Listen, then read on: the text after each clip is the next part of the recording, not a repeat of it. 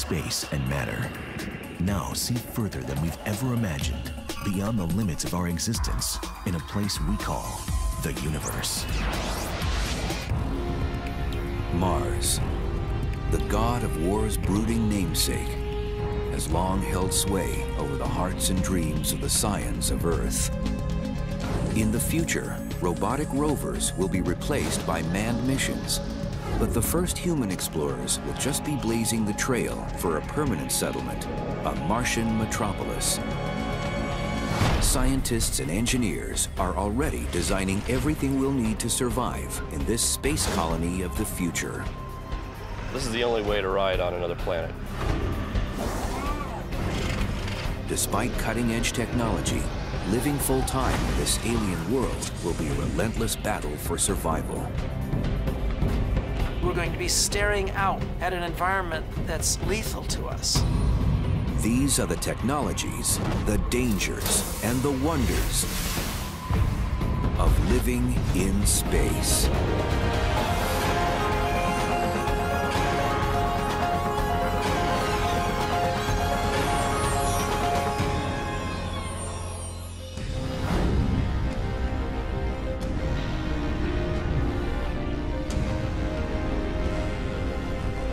It's the dawn of the 23rd century, and man has established a full-fledged colony on Mars. It hasn't been easy.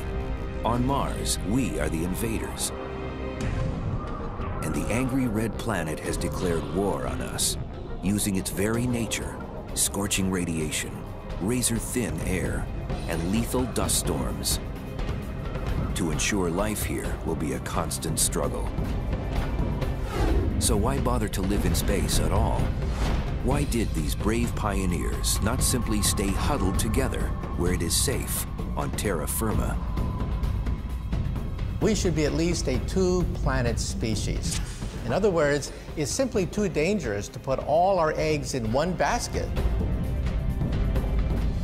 Mars is our closest neighbor. It's the one that's, for better or worse, most similar to our beloved Earth. And it's the one that has the most possibilities.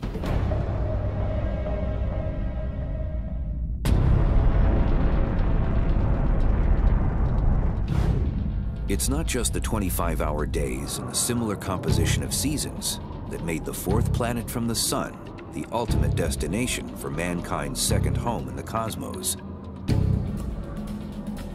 There is one resource in particular that clinched Mars as the runaway favorite for our colony of the future.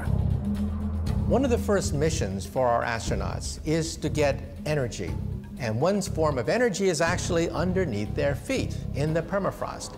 Right into the ground of Mars, there is frozen water. We can purify it for drinking purposes. Also, we can separate out the oxygen and the hydrogen to create rocket fuel in order to create fuel cells, which will then energize our colony on Mars.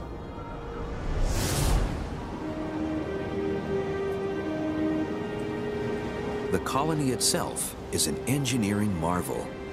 While there were a few scenarios considered for constructing a permanent Martian settlement, including an underground habitat, it was the most familiar and time-worn that was chosen for the 23rd century colony.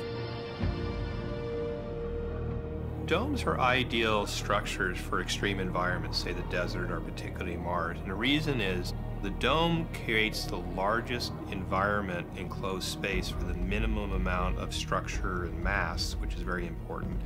Also, they're very, very strong. The base is more like a metropolis, a series of smaller domes rotating out from one central dominant hub, like the spokes on a wagon wheel. I love the idea of one large dome being the central plaza, the central place, the place to be at, surrounded by smaller domes. This high-tech oasis in the middle of the Martian desert is built like a fortress. The material we use has to be able to withstand the cold and also the radiation. The surface of Mars gets sterilized, bleached by harsh sunlight because Mars has no protective ozone layer. Certain kinds of fiberglass and plexiglass materials would have to be reinforced. Reinforcement bars placed within the glass in order to get a structure that is structurally strong enough to withstand the enormous strains and plunging temperatures on the red planet.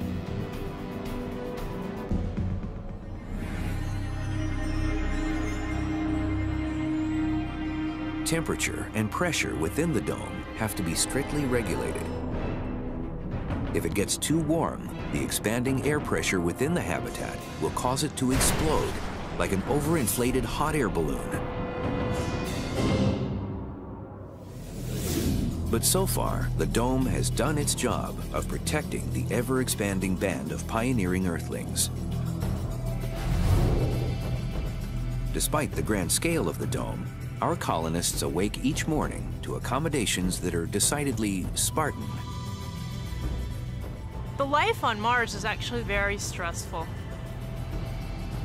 The living quarters are very small and very stark.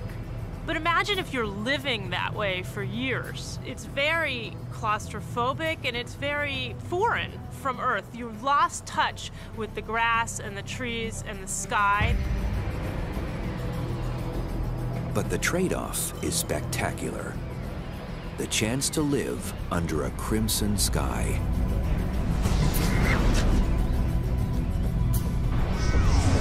Mars is about 1.5 astronomical units out from the sun. The Earth is 1, so it's half again as far.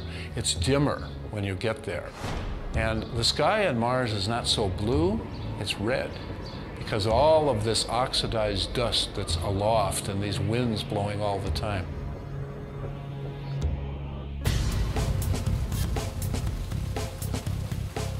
To make this alien world feel more like home, our travelers have brought with them artificial ecosystems. But the plants aren't there purely for comfort. They serve a vital function in creating and sustaining a closed environment for the habitat. We're going to be growing more than food on Mars. We are getting the oxygen we need from the plants. The plants will be getting the carbon dioxide they need. It's a beautiful synergy between humans and plants in that regard.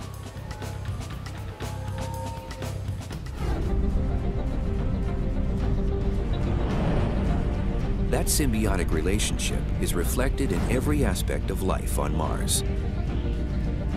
Like an aquarium on Earth, every resource is recycled, nothing is wasted. We can think of an aquarium with fish and algae growing in it. And if you could seal that off, you could get a nice food waste cycle, converting wastes to renewable resources. That's what carbon dioxide and oxygen are. And also the nutrition. The fish eat the algae, they excrete solid wastes, and these degrade from bacteria in the water, and those become nutrients for the algae to take up again. Unlike an aquarium, we're not going to be able to keep importing fresh supplies of seawater, fresh supplies of air. Our space-dwelling descendants are going to have mastered the art of self-contained environments, ecological life support cycles that recycle all the water, recycle all the air. If they do it well, they should be just as happy as the fish in a tank.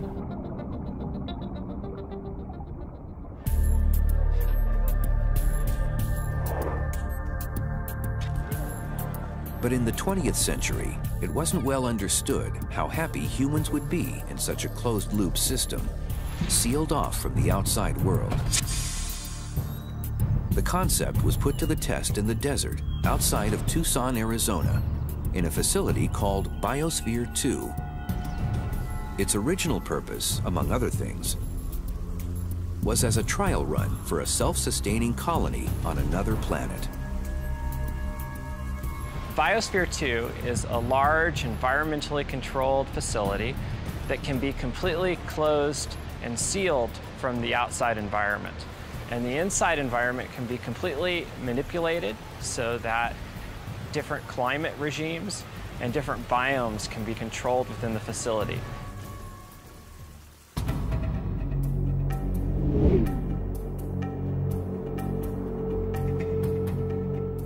Biosphere 2 is a collection of 5 different ecosystems, or biomes, each gathered from a different corner of the Earth. They include a desert, wetlands, savanna grasslands, a tropical rainforest, and even a miniature ocean.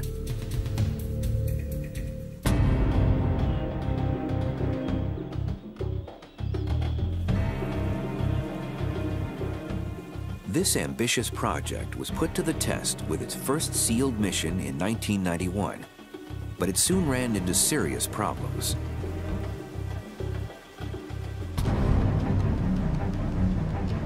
At one point, the crew began exhibiting recklessly impaired judgment and even split into rival factions.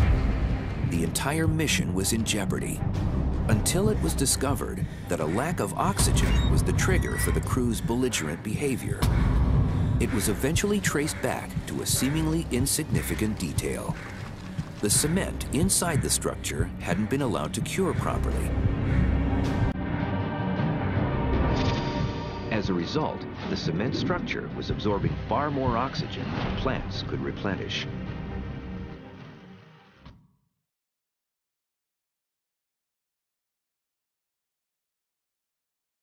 This drawdown of breathable air reached levels equivalent to those found at an altitude of 18,000 feet. Similar effects are endured by mountain climbers at lethal heights.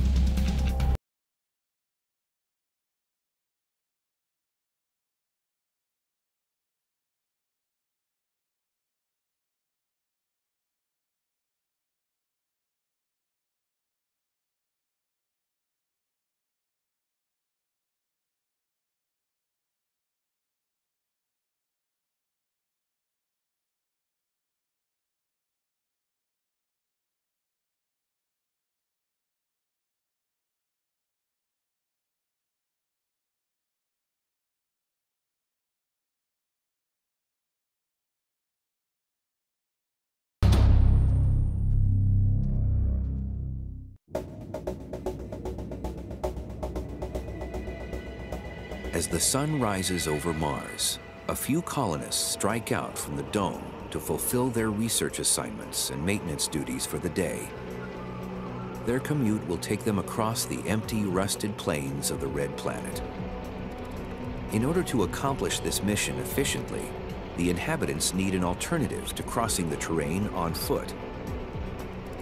When we go to Mars, we really don't know that much about the planet. And if we just land in one place, we're going to learn a lot about that one place, but maybe not a lot about the planet. So we definitely need the ability to have mobility and go long distances.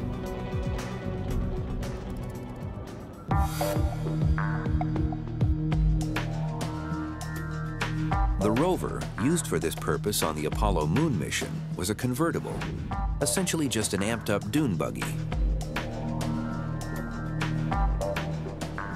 The lunar rover served its purpose beautifully. It allowed the 2 human explorers to not get too fatigued walking around, but instead allowed them to rove around the lunar surface and explore out to a greater range. But at the same time, this was clearly a short-range, short-duration mission solution.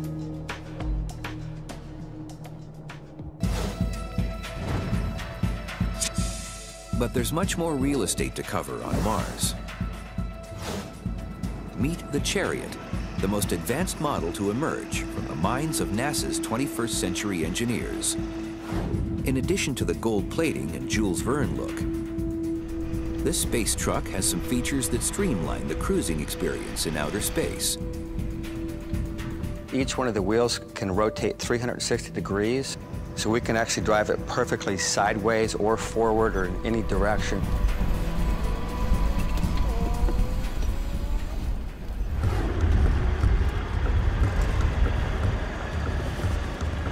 This versatility means that it can conquer most interplanetary topography, and that's not all. Spacesuits don't bend very well in the middle, so even though we think of seats as the obvious way to ride a car around town, it really doesn't make sense. So we built this upright interface. There's a ring here where the suit plugs in. All the weight of the suit is taken by this upright turret. This is the only way to ride on another planet.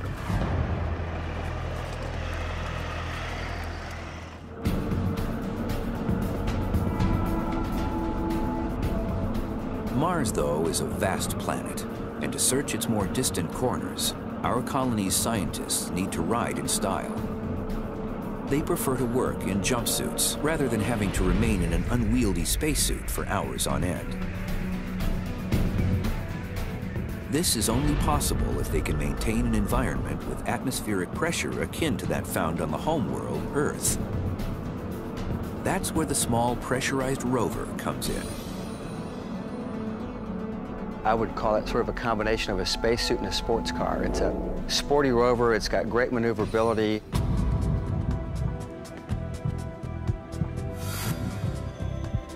The chassis of the Chariot actually forms the base of the small pressurized rover. The cabin on the small pressurized rover would start about here and run all the way back to about here, leaving the rear of the vehicle kind of like the bed of a pickup truck. So that's available for carrying additional payloads. We can upgrade the machine and turn it into all kinds of pieces of equipment out in the field. On the rear of the vehicle, we can plug a number of different implements. For example, bulldozer blades, just something practical like a winch, backhoes, and other tools.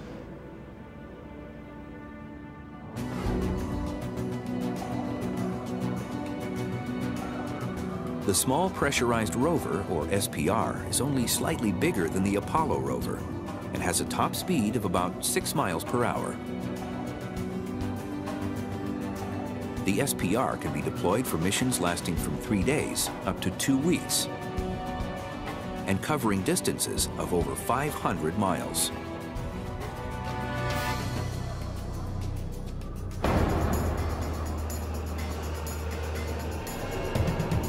Certain enhancements also make it the spaceman's transportation of choice. A pair of spacesuits hangs on the exterior of the small pressurized rover. The passengers in the pressurized interior of the vehicle can enter the suits through a rear hatch and be walking along the planetary surface in as little as 10 minutes.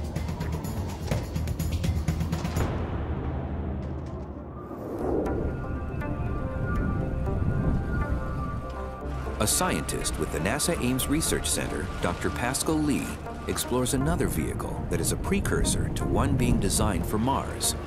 He joined forces with Nick Baggerly, Executive Director of Drive Around the World, a travel adventure organization. Vehicles like this are fantastic because you can use them for analogs, for pretending like you're traveling or traversing on another planet. So we built it so it could kind of go anywhere. This is a vehicle that's being prepared for an expedition to Greenland and then later on to the South Pole. You can see here that there's going to be room, not much though, but room for all of the equipment and supplies that you will need to explore the Moon and Mars. But it's giving engineers and scientists at NASA some real first-hand ideas about how to design a pressurized rover for exploring Mars.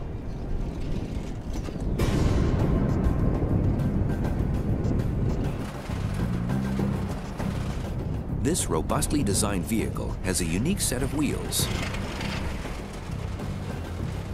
The tracks use this set of road wheels, but this round hamster wheel is what actually drives the track. It spins around, connected to the spindle of the vehicle, and pushes on these rubber lugs to propel the track. Each one measures 3 feet long by 16 inches wide, which is over 500 square inches of rubber on the road. Because each track has a built-in suspension system, it can actually articulate and follow the curve of the terrain that it's on. So this entire apparatus can pivot. So if you're going over a boulder, the track will actually get up underneath the boulder and then just crawl up and over it.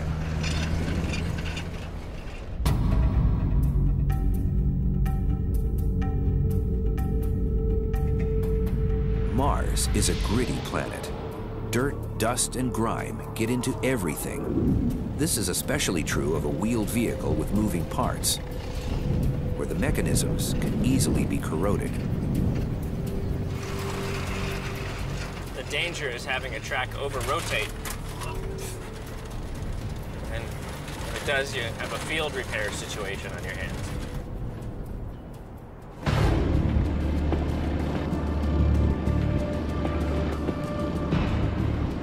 Fixing a vehicle on the road is risky under the best circumstances. But in outer space, there is zero margin for error. And if you break down or get into any kind of trouble, help is a long way away, if it can reach you at all. You realize that at that point, if you couldn't breathe outside, if you couldn't just step outside of your vehicle and somehow start working on it, you might be just watching yourself breathe your last breaths of air as your life support system allows you to survive a few hours at that spot, but this is where you're going to die.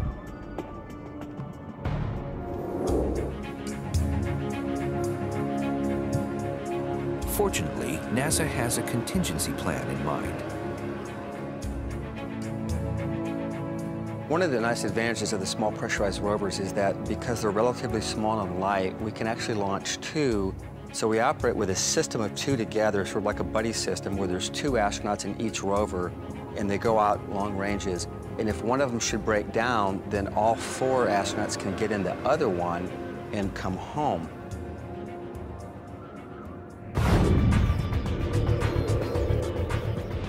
As for the price tag of one of these Red Planet hot rods, people also ask me how much it costs, and I could only say that it costs more than a Ferrari. colonists are not only racing the Martian landscape in style, they'll be sporting a cutting-edge design in space outerwear that looks remarkably like a superhero's.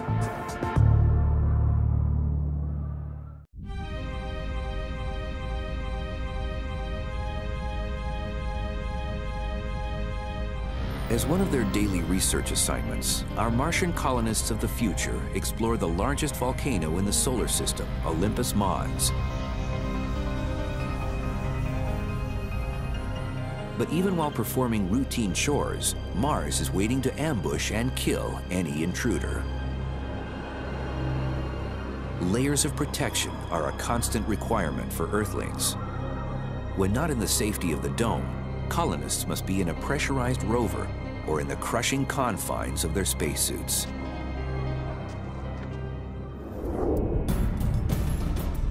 Having done 4 spacewalks and spent over a 24-hour period in spacesuits, the suits are hard on you. They're stiff as a board, and they're pressurized to the same pressure as a football. It's like 4.3 pounds per square inch.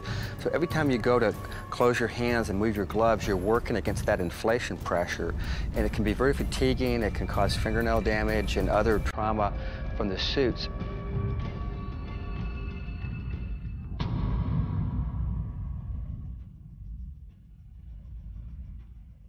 A spacesuit must defend the fragile human inside from the numerous threats of outer space.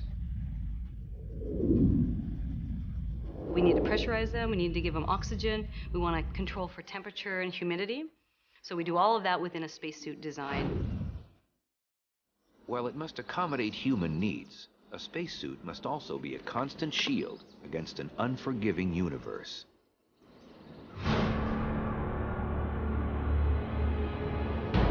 One lethal weapon in Mars' arsenal is a commonly occurring micrometeor shower, emitting tiny meteors, any one of which is enough to puncture a suit, leading to a gruesome death. Insulation with layers of neoprene and Kevlar is critical to keeping the astronauts safe from every encounter with a treacherous planet.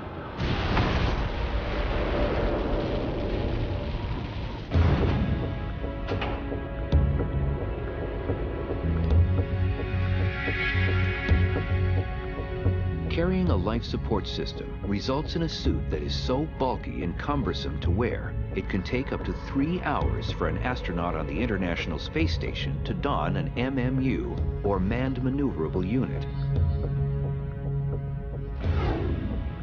That includes 30 minutes of pre-breathing the pure oxygen atmosphere that the astronaut will be inhaling.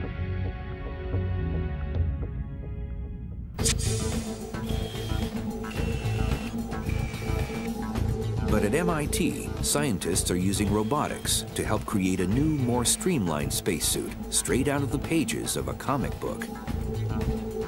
The future of spacesuits is all about locomotion and mobility and dexterity. So we need a completely different design, pretty much a revolutionary design from current suits today. When we explore on Mars in a biosuit, we're going to be like an extreme athlete.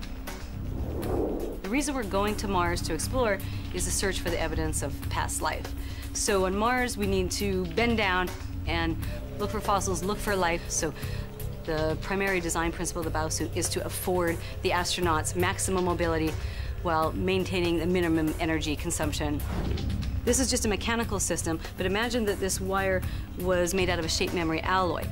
So you can see, as I twist this up, the wire comes in and it tightens up the suit around me.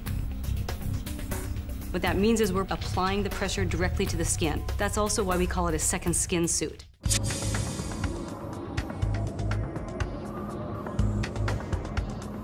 The life support system for the biosuit is modular, making it much more comfortable than the current unwieldy spacesuit. A hard torso shell connects to the backpack that contains the life support system. The helmet visor will be painted gold, like contemporary spacesuits, in order to defend against the blinding illumination of the sun. The helmet will also contain a heads-up display, or HUD, that can relay vital information to the explorer. We envision the astronaut looks through their helmet and they'll see the displays, their physiological displays, heart rate, blood pressure, but also all the navigation information that they need. So a 3D topographical map.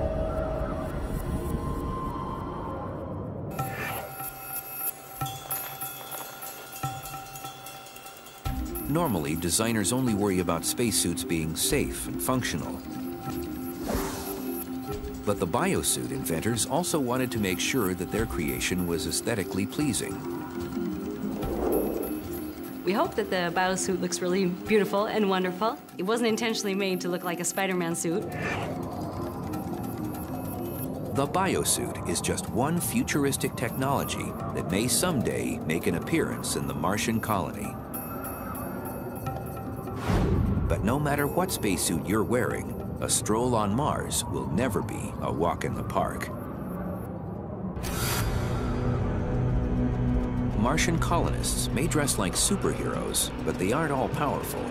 Sometimes they need to rely on a robotic sidekick, the Robonaut. Robonaut is a robotic astronaut assistant. In this particular case, it has an all-terrain type rover for a lower body. It's our interpretation of the ancient Greek myths of a horse with a human body on top. The Robonaut project fuses human ingenuity with mechanical muscle through its telepresence operating system. You can think of it as a very advanced puppeteer mode, where you put on a set of virtual reality gear and then control the robot directly. His motions get translated into robot motions. A LCD helmet with 2 screens mapped directly to the 2 cameras in the robot's head. And in that mode, we can perform a lot of tasks in a very natural way.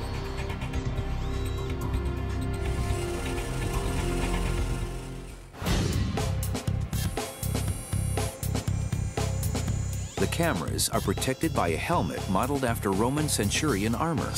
The robot can also operate in an autonomous mode, where it employs its own artificial intelligence to carry out pre-programmed assignments. Since it will be blazing trails where people dread to set foot, Robonaut's size and shape are crucial.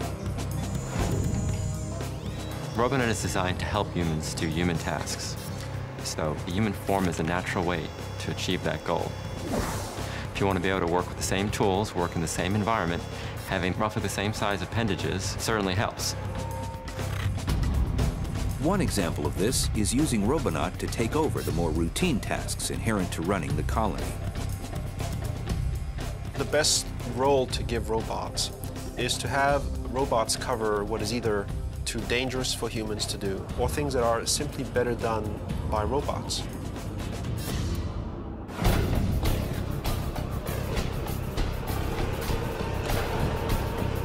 But the Robonaut is not merely a technician. His talents are critical to the success of the mission. Another very important role that we are seeing for robots is to go out there and scout for dangers, but also for interesting scientific sites to really explore in depth. The robots are still very convenient tools for reconnaissance. Like the rover, the Robonaut runs on a solar-powered lithium-ion battery. While charging the machine is a simple task, fueling the human settlers is not nearly as straightforward. Starvation will be a constant shadow looming over the colonists. And if a precarious balance is not maintained, the end is always near.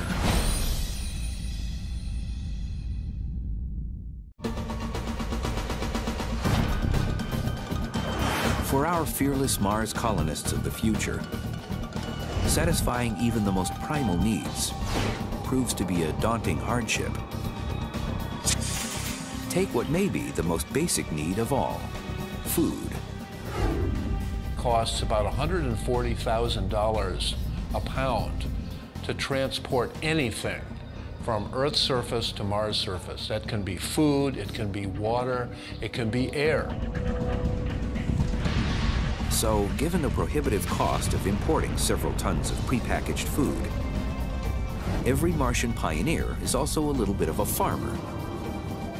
Even then, growing plants on Mars isn't as easy as simply sticking a seed in the ground and watering it.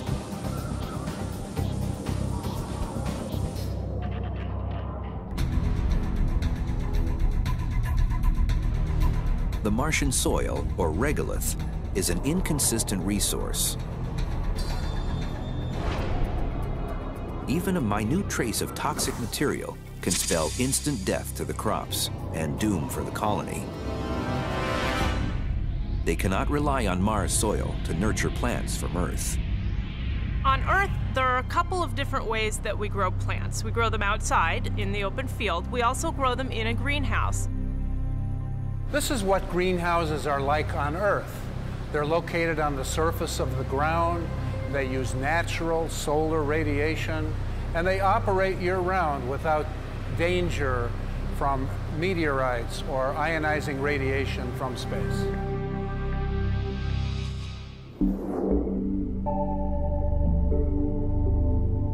On Mars, the greenhouse is a controlled growth chamber, an environment that provides the 5 cardinal factors plants need for growth. They need light, they need temperature, they need water, they need nutrients, and they need atmosphere, carbon dioxide and oxygen. So with a growth chamber in a habitat, you can grow food all year round.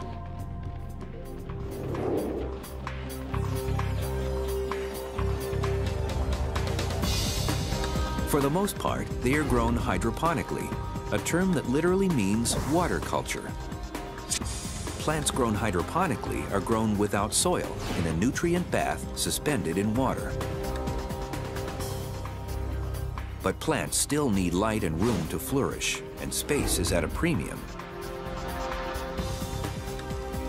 Researchers have gotten around this requirement in the tight confines of a space far away by using the cool light-emitting diodes, or LEDs, shaded to the colors of the spectrum that stimulate plant growth. While Mars sunshine is fine for plants whose sole purpose is to produce oxygen, these types of growth chambers provide food for the colony.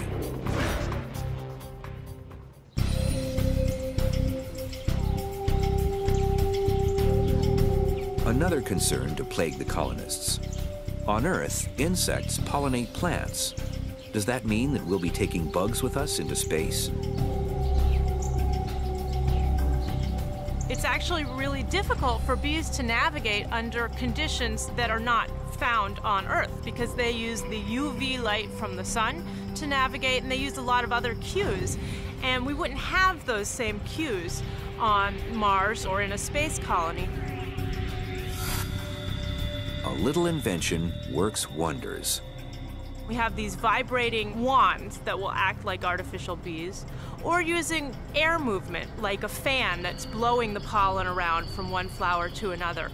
We think, though, that the astronauts or the colonists of another planet are actually going to really enjoy tending the plants.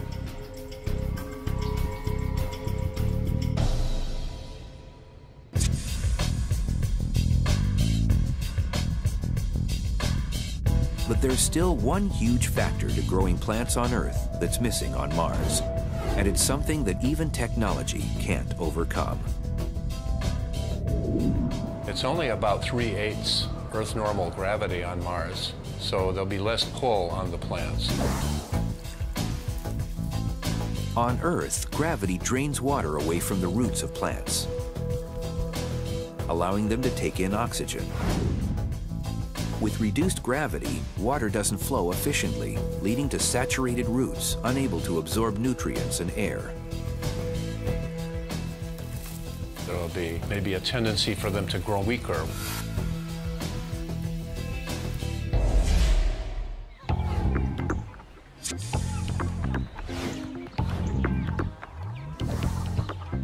Exactly what kind of food are our space farmers growing?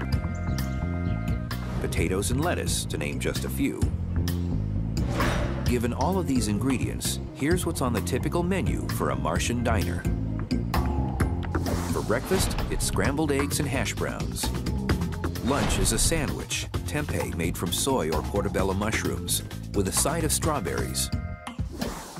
Pasta with marinara sauce for dinner, salad, and sweet potato pie for dessert. This is a strictly vegetarian diet, so the carnivores in the crew are out of luck. Even though you could probably produce meat from various types of animal sources, I have a feeling the astronauts would get so attached to them they wouldn't want to eat them after they grew them. Keeping the crew healthy and strong is essential when just a routine day's work requires a superhuman effort. Like harvesting an interplanetary jackpot that lies just beyond the Martian horizon.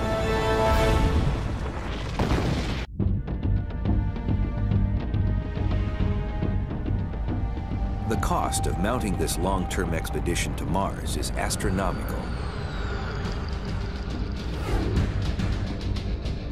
But the biggest payoff may actually be beyond Mars, where there's a cornucopia of extremely valuable untapped resources floating beyond the red planet. The largest source of meteorites on the planet Earth come from the asteroid belt. And we find that roughly 85% of them are mainly made out of silicon, similar to the surface of the Earth, but also 5% or so have iron in them. We could use that iron in order to create steel, in order to create structures and buildings and cities and even a civilization.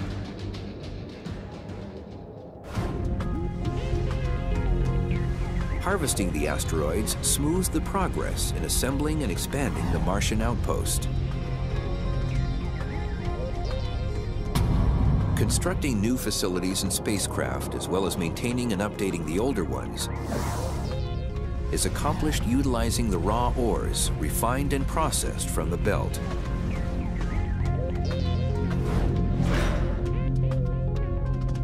Instead of taking the minerals from the asteroid belt and bringing it all the way back to the Earth, that's a waste. It's much better to mine the asteroid belt in order to create materials for Mars.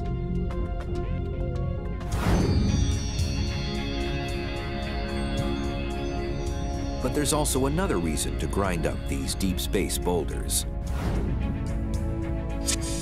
If you were to melt them down, you would get, it's estimated, from a 1-kilometer asteroid, all the world's steel production for a year, all the world's gold and silver production for 10 years, all the world's platinum group element productions for 1,000 years. So that's where the riches are if that's your main motivation. An asteroid with a diameter of a little over half a mile would have a mass of about 2 billion tons. That's equal in weight to 20,000 Nimitz-class aircraft carriers. An asteroid of this size could contain enough nickel, cobalt, and platinum to be valued at over $150 billion. And this is just a small asteroid. Some monster rocks approach the dimensions of a real planet.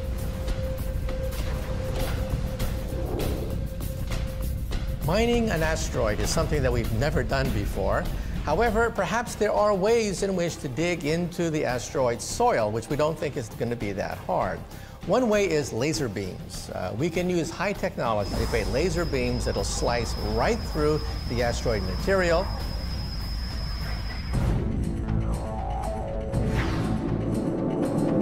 But hollowing out a megaton rock in the airless void of space is by no means an easy proposition.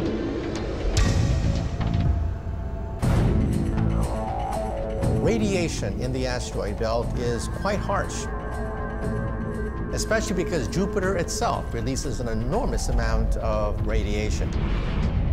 This means that miners on the surface of an asteroid belt may have to live underground, inside the asteroid itself.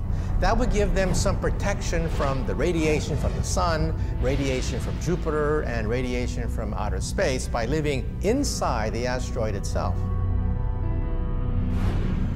Maybe this is a job better left to men of iron. Because the asteroid belt is so distant, perhaps 300 million miles away, we may have to use robots.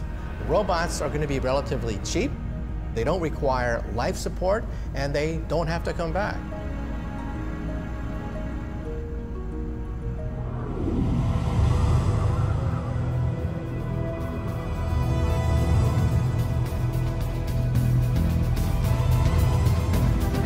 For the first interplanetary colony, humanoid robots working together with their astronaut partners is the only way to minimize risk and maximize survival. In every way, daily life on Mars will be the ultimate extreme adventure.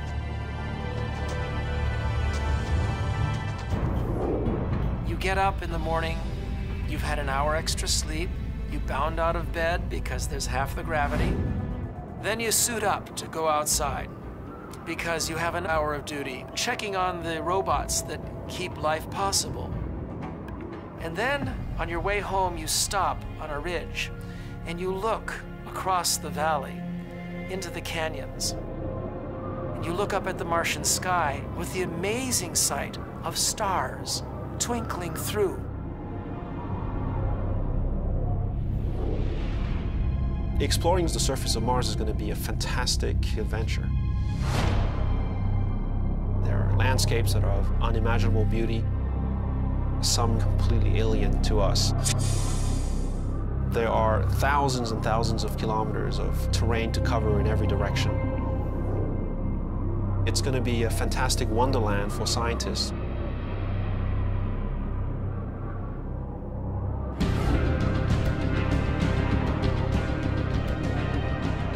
This view of a working colony on Mars is, for now, fiction. Informed by the best of 21st century science. But in all likelihood, one day, in domed cities, entrenched in alien soil, rather than being little green men,